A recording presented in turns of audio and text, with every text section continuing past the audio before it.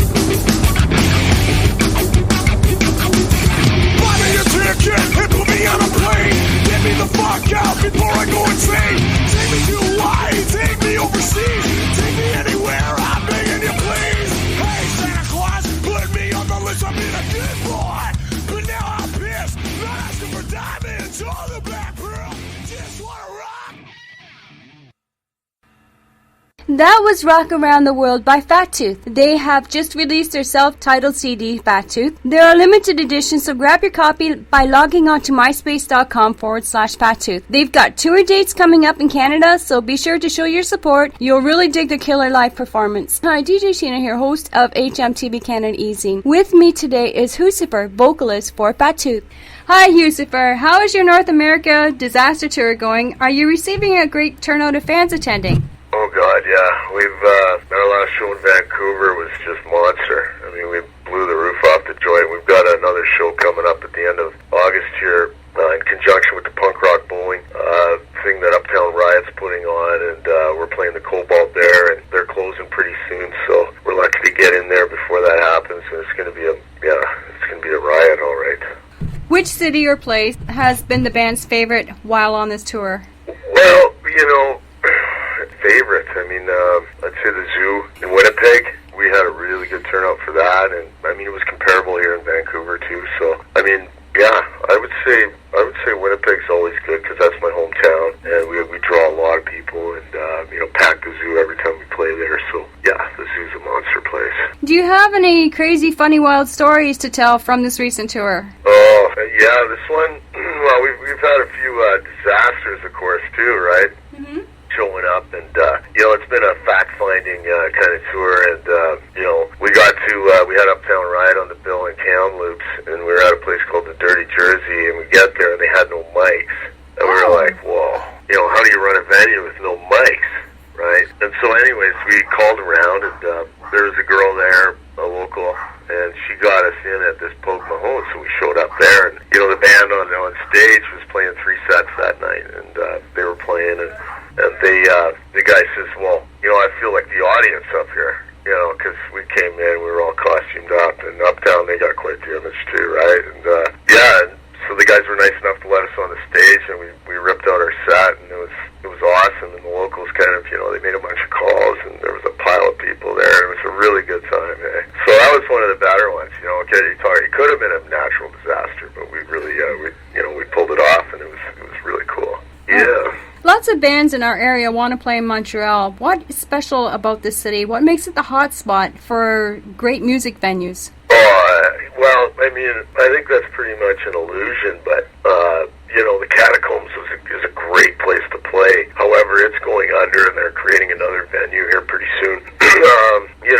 Montreal, it's got a lot of support, and it's like a friend base, you play with a lot of different bands, and they come out, and they bring their friends, and, it's like our shows are getting bigger and bigger and bigger there, and, it's a great city in a lot of ways, but, it's also, it's like anything, right? You gotta be solid, and, you gotta have a really refined, kind of an attack towards it, to get people out. Yeah, there's a lot of competition. It's a great town for that. We got a really good following in Montreal, so, but yeah, I don't know.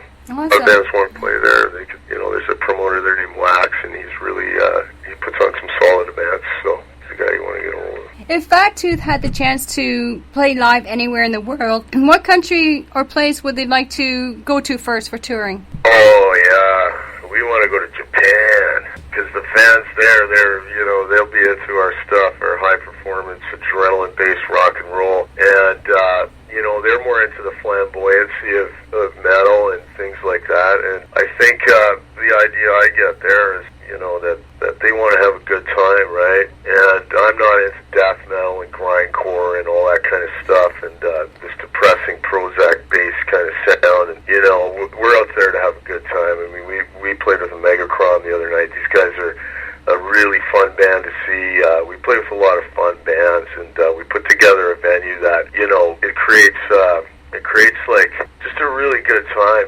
like back in the kind of in the tradition of the 80s, and stuff like that, where people came out to a show to have a good time, and it's not about violence and all this nonsense. And I think the Japanese are really on that page as far as high performance rock and roll, and really, that's definitely a place that Fattooth wants to go.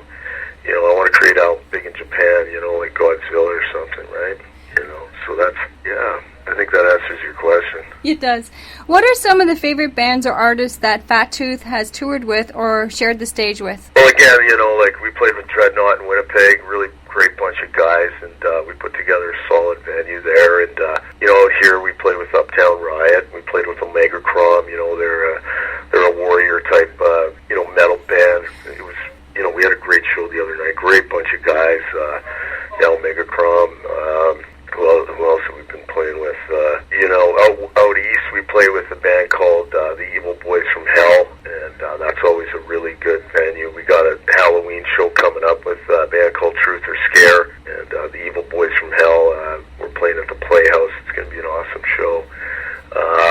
Who else? We shared the stage with Trigger Effect out of Montreal as well at the North by Northeast. They're a really talented band as well. So, So you're not just stuck in one area. You go all through southern Ontario and all over Canada to play the live shows, correct? Oh, yeah. Well, I mean, you can only play your hometown so much, right? Right, and, yeah.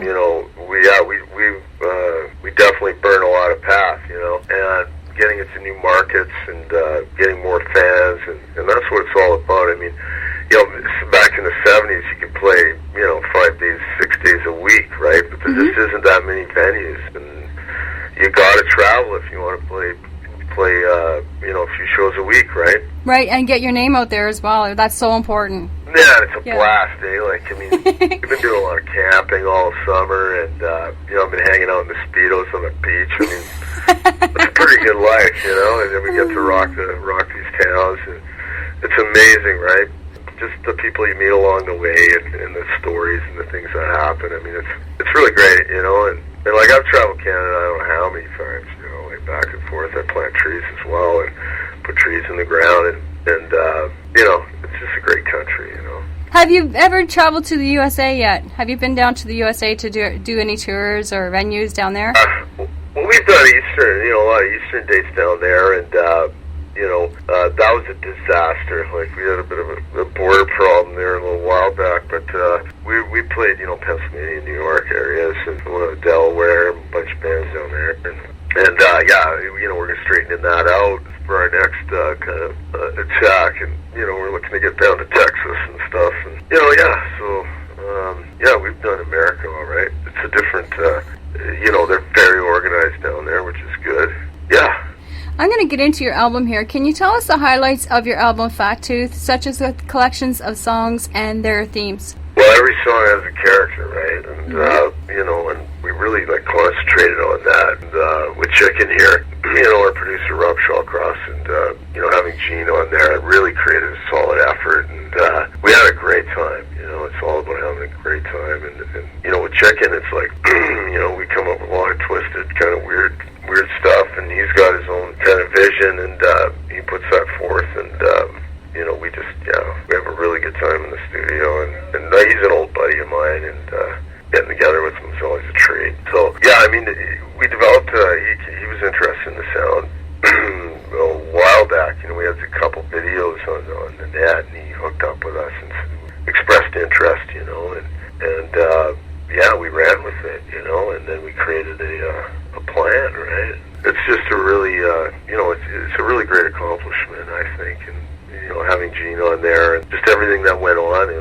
it just lined up perfectly for us, and then it created the live show that we have too, because, you know, you get the sound, you get the show, and, you know, create an image, and, you know, it's a really refined product, and it's a lot of fun. It's, you know, we get it on stage, and we deliver, right? Knocking them out every time we play, so.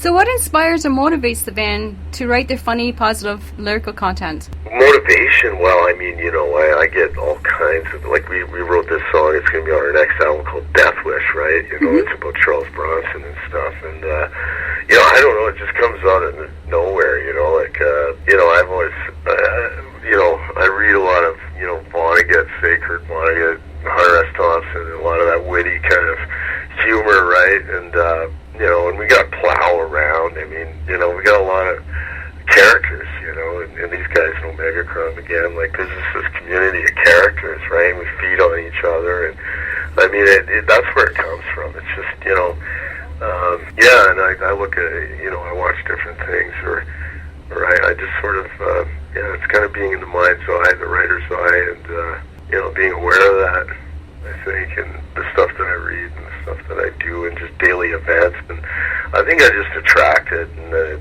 I don't know, I don't really, you know, I get inspired through a lot of different things, for sure. So a lot of the content is spontaneous, just at the spur of the moment, right? Oh, yeah. Well, absolutely. I mean, sometimes I'll be at home. For example, you know, Big Daddy was written, I was in my kitchen, and in the morning, and you know, I didn't have any sugar for my coffee, and I had nothing, you know, and everything's empty, you know, and that's how it happened. And you know, I just wrote the lyrics next day, get in the jam room, and George had this riff. He started piling with it, and yeah, it all came together just like that, in the spur of the moment. That's cool. And that happened with Slave, happened with a number of our songs.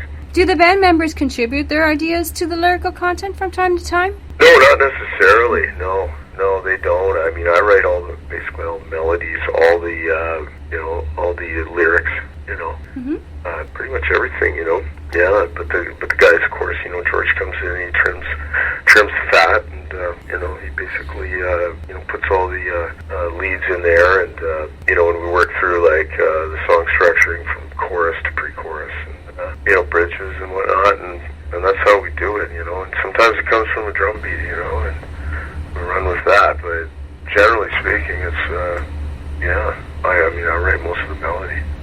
I'm curious at this point, why is the album a limited edition? Are there limited number of CDs being pressed for this album? Yeah. I mean, it's going to be, you know, we may be putting out there's been thoughts double album for the next one, 12 golden classics. Yeah, I mean, there's limited amounts of the ones that we just pressed, and because we're going to release another song on a different album here. You know, I'm not going to mention it right now, but it's a really monster track that we did with Gene and Plow and a bunch of guys, and it's very, you know, we play it off stage, be able to pick it up pretty soon. How did Fattooth land the opportunity to work with music engineer Rob Shellcross for the recording and mixing, and Greg Reilly for the mastering? Well, again, I mean, you know, I've known Rob for many years. We used to play in a band called Dipsomania. I played in a band back in Winnipeg, and we opened up for his band several times. They were called Immortal Possession, and Rob was a phenomenal drummer, you know, and he still is, but you know, he's concentrated his efforts on producing. He's paid his dues, you know, and he's been out here, you know, working with all these guys out in Vancouver. I didn't see him for about, you know, 5-6 years. I mean, things change, and there again, he found me on the net. You know, I hadn't talked to him for quite a while. Found me on the net. Next thing you know, you know, like I say, he expressed interest, and he loved the songs, and he passed them over to Gene. He loved them, you know, and next thing you know, yeah, you know, I was coming off the mountain, and you know, on the island after a contract, and slept in the studio doing the recording, you know. And you know, I always leave it in the hands of you know, Rob, because I believe in what he does, and next thing you know, like, yeah, sure, he you know, he passes it to the mixers and does what he's got to do. You know, I let go of it all. I go in, I do the singing, and I let go of it all, and you know, and that's what it is. So, I mean, yeah, we've been old buddies back in the day. You know, I remember with Dipsomania. I mean, Dipsomania was it meant the uncontrollable urge to drink alcohol, and all that kind of stuff. I heard there's a band in Toronto called Death Sobriety, and they're probably going through the same thing I did. I mean, we never played a sober show, Oh, cool. No, we were a mess. I don't remember legs of tours, and it was insanity, right? But it was different back then, we'd be in the studio and I'd have all kinds of Vixens and Hussies and stuff like that in the studio, and we'd bring in like tons of booze and whatever, right? That's what it was all about. But, you party like rock stars and have fun. It was out of control, it was pretty well, almost killed me at that time. But then, things change, right? And it's pretty funny, Chick and I are in there now we're, pound back wheatgrass and stuff, and getting all, doing the job right, Yeah. And that's what it is. But it's funny how things change, Oh, things always change. I really dig how the makeup and artistry persona fit the band members' stage names like Lucifer, Buddha, Powwow, and Cockstar. But what inspired the band to come up with the name Fattooth? Well, Fattooth was inspired from, a girlfriend, and her name's Fattooth. And Rob phoned up George and says, "Where's Hugh?" And he says, "He's at Fattooth." And he goes, "Fattooth. He's got a girlfriend with a fat tooth." So we named the band. That's cool. Yeah, it's pretty funny. I like it. Yeah, I think that's really like cool. I say, it all lines up in a weird way. We were looking at different names, and oh gosh, some of the names. Elvis. Yeah, it's cool how it turns out. And she gets a part of history to have her name in there. Well, this is that, Well, it's a timepiece too, right? Mm-hmm. Things that you're thinking of at a time and a place, and that's what a song always reminds you of too. I mean, the War Machine reminds me of Hastings in Vancouver, you know what I mean? Yeah. I always think a different place. High tide and low tide reminds me of, being out on the island, and working for the man, busting my hump on the mountains, you know what I mean? Yeah. On the low tide, and it's got this pirate kind of feel to it. It does, yeah. Yeah. So, with regard to the current lineup, how long have they known each other, and do they share the similar influences for their music, and do they like to experiment and try new ideas with their sound? Well, yeah, I mean, we pounded out a lot of sound to get to where we are now. Mm-hmm. With the originality that we have right now. I don't know if you can hear the guys in the background. We're just doing pre-production right now, and the originality of the sound, we got to a place where we had pounded out so much sound to the point where we had hundreds of songs, but and had a lot to choose from on that album. So and the guys, they listen to completely different music than I do, anywhere from like George is a huge Megadeth fan and stuff like that, where I listen to Ramones, Tom Waits, and you can hear that in there. Frank Zappa, Van Halen, right? Mm-hmm. It goes from basically, and Costa's very young, so he loves the upcoming bands like the giants of today, like Children of Bodom and Slipknot and Lamb of God and stuff like that. So, and then Buddha, he listens to pretty well everything, So, yeah. So I mean, it all comes together and creates Fattooth, right? While in the recording process, say if there's a certain riff that was a mistake in the song, and the band likes the sound of it, do they usually go with it while recording? Well, yeah, I mean, a mistake. I mean, there's no real mistakes, I don't think. Yeah, but sometimes what I'm talking about, like when you're recording, if something, usually everybody has like a set playlist, or at the end of the song there might be a certain riff that might be out of key or whatever, or chord, and sometimes bands go with it because they like the sound. Yeah, right. I mean, that would basically be more of a George question, a pow question, right? Yeah. He's the guy that makes that happen. I like I say, I just create melody and I run with that, and I mean, yeah, I don't know mistake. Yeah, I mean, we just create the sound through, a lot of the hard work we do, I guess, but we run with whatever makes us happy, I think, or whatever, like strange. There again, like we wrote this song called Death Wish recently, and it came out of nowhere, and it was fun as hell, and I was having a great time with it, and yeah, so, it's strange, of course. Everything we do is a little weird, I think. So that spontaneous creation and comes out in the music as well when you're trying new things? Yeah. Okay. Are you working on new material for another album at the moment, or is the band focusing on playing live shows for the remainder of the year? Oh, well, it's all encompassing. You know, we're starting the process right as you speak. We're starting the process of creating an album that's going to be, hopefully we can get it all in the can by end of January. That's what we're looking at doing. We're doing another tour out this ways to Vancouver again. We're going to do all the ski towns, everything like that. And I mean, it's live, it's recording, it's everything. You know, we do everything. You know, and I think that's what makes it successful. I mean, you gotta be recording, writing, and doing it all, booking, and you know, it's a really all those things are important, I think. And I mean, I write songs. I'm writing constantly, so I don't think that ever stops. I go through periods of writing, more material, and I go through periods of writing less. But there's always something. I'm always penning out something, and I've always got ideas in my head. So, and whether it's in the studio or playing live, it's 100%, right? All the time, and that's what we maintain. Can the fans expect to see more funny music videos off of your song tracks from Fattooth? Oh, yeah. we put together some road stuff that's just like, it's ridiculous, and you're going to see it out there soon. We create all these characters on the road, and it's going to be really funny, right? We'll have that on our website, which is fattoothmusic.com. And is the band going to be in Speedos? Go up on there. Sorry? Will the band be in Speedos? Oh, yeah, there's a couple shots of me in Speedos. Hell yeah. Oh, yeah. Can't wait to see that. Takes balls to wear Speedos.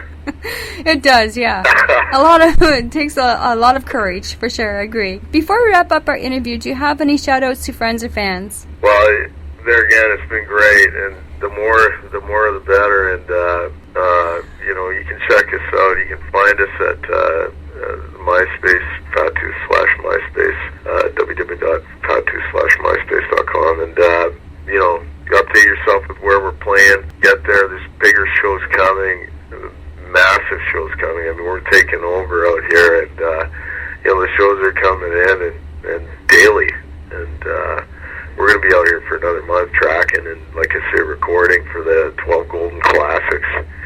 And, so that's it, get yourself to a show and you won't regret it. I mean, we put on a performance, and that's what it's all about. So, and we deliver it to the fans, and I'm telling you, it's nothing but appreciation. So, I mean, and I have nothing but appreciation for the people that come, and it's been a real trip, whether you're a punk rocker, whether you're a death metal fan, whether you're, you like cock rock 80s music, whatever it is, we have that element in our music, so it's going to appeal to, we have a massive appeal in that way, and it's real, it's live. So I guess it would be correct to say that Fattooth's first goal is to conquer Canada, then the world, right? World domination? Oh, yeah, we're out to, we want to circle the globe with this thing, and it's slowly, we're getting there, and we got the management team, and we got people on it. Like I say, we're going to be circling the globe,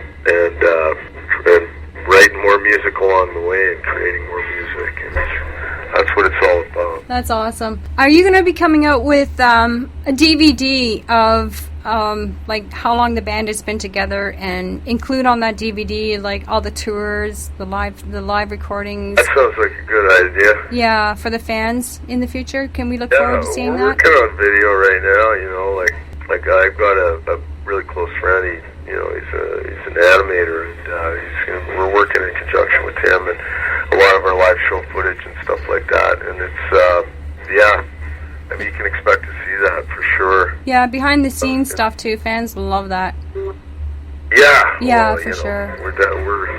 It's like I say, it's an all-encompassing effort. There's a lot to deal with, and that's definitely going to be on the way. Okay, awesome. Thank you, Fattooth, for this interview. I want to send thanks to Asher Media and Horns High. You rock, and hope to see you come in our area to play soon. Oh yeah, we talked about that earlier, and yeah, you can expect to see us around October at the, in the Toronto Indie Fest, the Halifax Pop Explosion. Awesome. We're going to be doing a lot of shows out east here in the next while, so October is the time that you can come and see Fattooth, and we'll rock the world. And yeah, I'm really hoping to get down to Cambridge, Kitchener. Oh yeah. So definitely keep us posted. Excellent. Okay, thank you, Lucifer. Thanks a lot, Tina. All right.